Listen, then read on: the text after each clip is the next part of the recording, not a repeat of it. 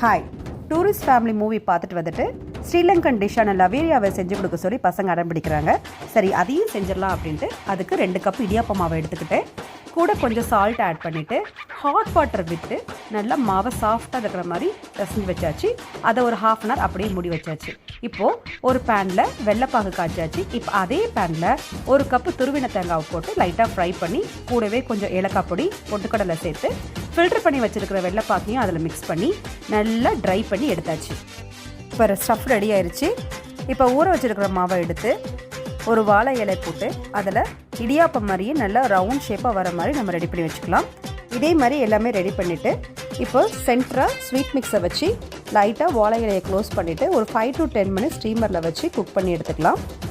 இப்போது சூப்பரான ஸ்ரீலங்கன் டிஷ்ஷான லவேரியா ரெடி. இது போல் நிறைய ரெசிபிஸ் தெரிஞ்சுக்க என்னோடய சேனலை லைக் பண்ணுங்கள், ஷேர் பண்ணுங்கள், சப்ஸ்கிரைப் பண்ணுங்கள். பாய்.